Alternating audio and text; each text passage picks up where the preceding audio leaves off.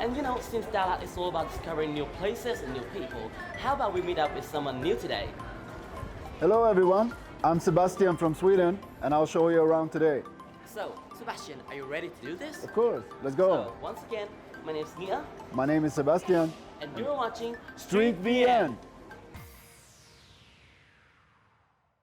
So, Sebastian, do you happen to know where we are today?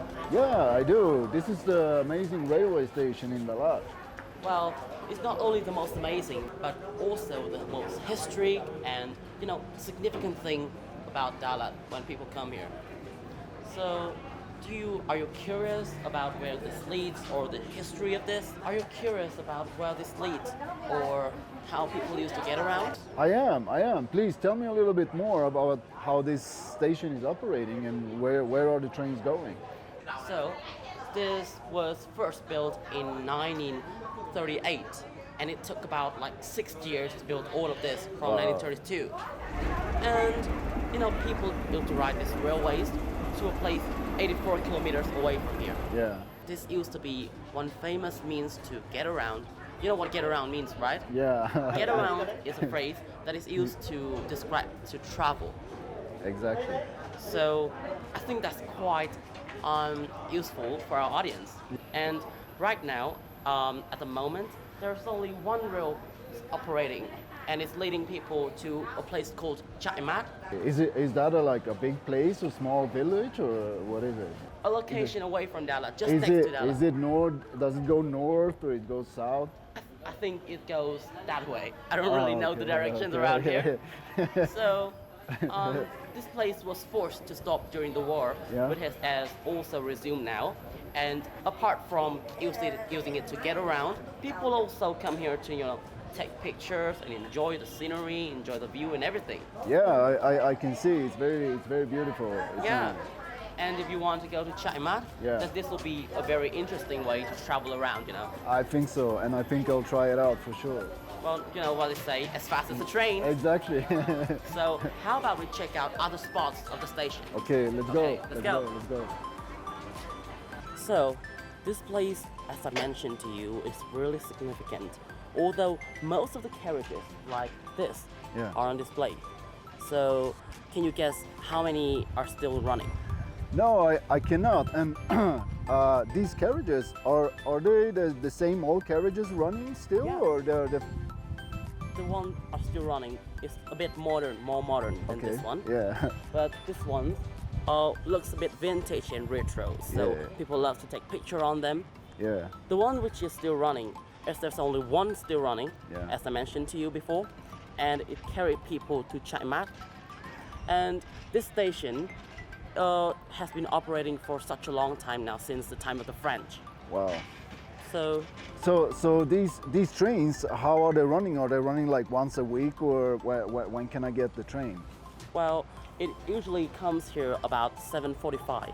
Oh, every morning? Yeah, every morning. Oh. And then it just comes in different time slots of the day. Yeah. There's directions in the station. Yeah. This station represents a lot of things.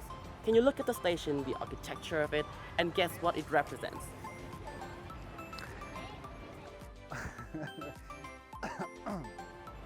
Yeah, I think it represents the old part of Vietnam and Dalat. 1 point. Keep on. The old architecture and Actually, it represents a mountain. A mountain? You heard about the Lang Biang mountain, right? Yeah, I did. I went over there. It's amazing. Yeah, so the 3 houses, the 3 roofs of the station, Yeah. the 3 steeples, Yeah.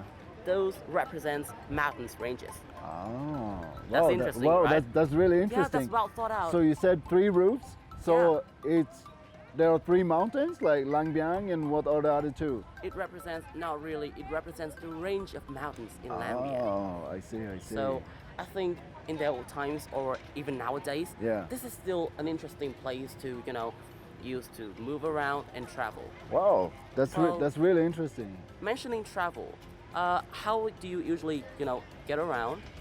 Yeah, so I have been traveling since for the last 20 years, and I love getting around with trains. So Trains. yeah, with trains. Trains are my favorite What way. else? Train, bus, anything that moves on the ground, you know, so you can Are you observe fond of the planes? Not really. It's okay, but I prefer moving on the ground because you can see the nature, you can see, you know, the environment, you can get into local people. It's a really good way. So, can you guess what do they call buses and trains and planes? All those things that help you move around. Yeah, Those are called means of transportation. exactly. How about a few idioms about traveling? You know, you travel a lot, so you Yeah. might know a few better than me. Yeah, to get into new places, meet Get new into new people, places. new cultures. I heard that when people are pushed into new environments and different places, they're called like a fish out of water. I think so. Like I think when so. you get pushed into completely new environments and scenarios, you're like a fish out of water. Exactly. You know, traveling is a little bit being thrown under the bus. You know, Under the bus. Yeah, I think so. Your life is sometimes, you know, forcing you to do things that you usually don't want to or afraid to do, and that's a really good thing about moving and traveling. You know. So, how do you feel about traveling around Dalat? I think it's really nice. There's so many amazing places, you know, around Dalat with waterfalls, good nature, forests. It's amazing. Well, you have traveled a lot. What is the main difference between traveling in Dalat compared to traveling in other places? I think the difference between traveling in Dalat is first of all the weather, because you know in Vietnam it's usually like really hot and humid wherever you go, but in Dalat it's quite different with, you know, warm days and cold nights, and the weather is like kind of crazy. You can't understand and predict how it's So going is to it be. like right for you? Yeah, I think it's very suitable for me. Really? Yeah, I think so. Well, I think different. I think the weather here is really spontaneous. Yeah. Last night, when we were ready to go out, it just rains, and it rained cats and dogs. Exactly. You never know. Like when I expect the rain, then the sunshine comes and And it's we just will- like harsh, right? It is. Like, you know, the predicted weather and the actual weather here is as different as chalk and cheese. Yeah, exactly. I cannot just understand this. Me neither. But that's the cool thing, and that's what I like. Really? Yeah. You're like, well, I think when you cannot just predict what's going to happen, I think just go with the flow. Exactly. That's more interesting. Make with what you have best in hand. Exactly. That's the way to go. So, you know, cool tips. You know the word the middle of nowhere. Yeah. That's when you're kind of lost, right? Yeah, you're kind of lost and there's nothing or no one around. Exactly. So when you're in the middle of nowhere and you get like stranded, you can just find a source of water, like a river or a flow or like a railway. Yeah. And follow that. Because those things usually lead to where people is. Exactly. I think that's the secret, you know, of traveling. And when you get lost, just find the rail. Yeah, and get some help. Exactly.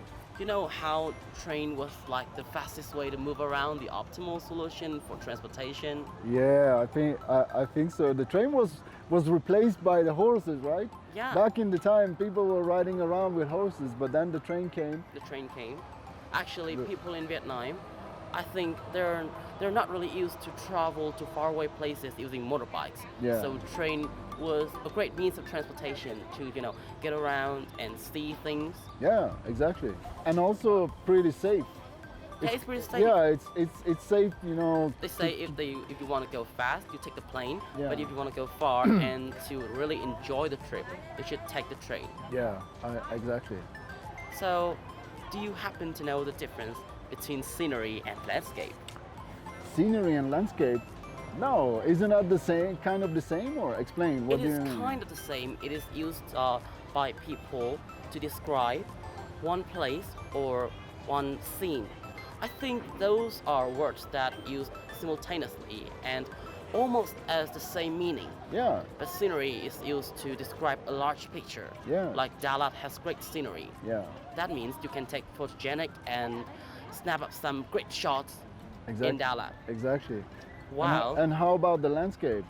So the landscape means like you fit everything into one setting and put it in one picture, or it's just a setting. Yeah. For example, pine forests and mountains are popular landscapes in Dalat. Yeah. So I think that's convenient and that's worth, trying to describe how the way of using it to our audience. Yeah. So, how do you get to the station in particular?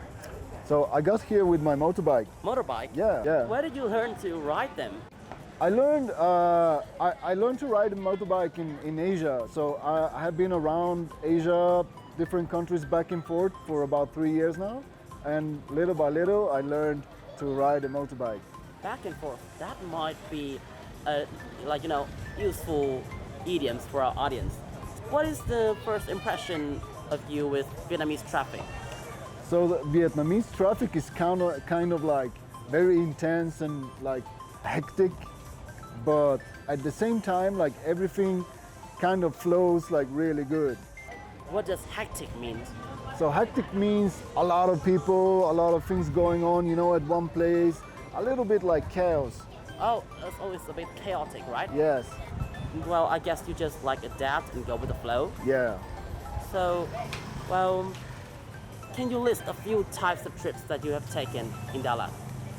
Yeah, so I have been, to the mountain, you have really great mountains around Dalat, Lang Biang, for example.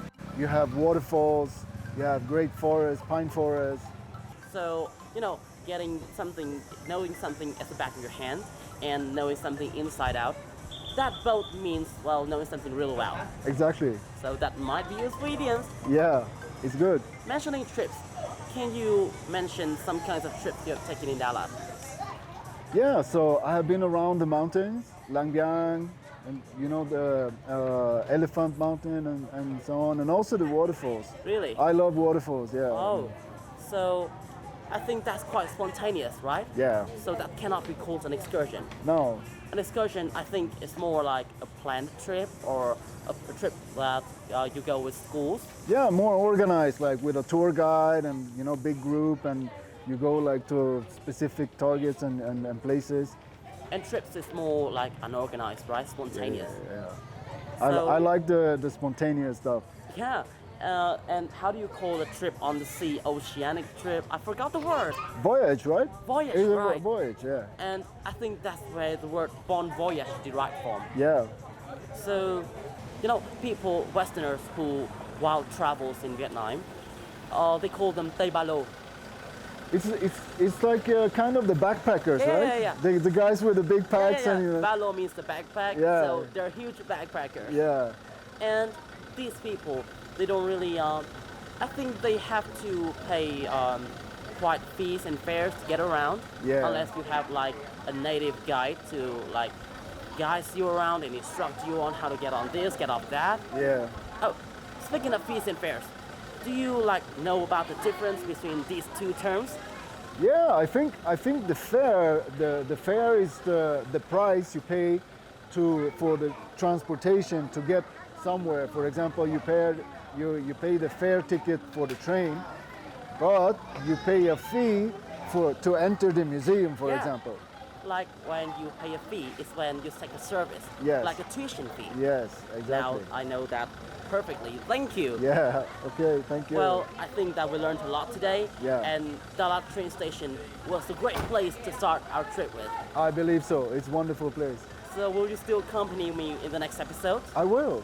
Well then, there's nothing else to worry about than to look at the camera and wave goodbye to our audience.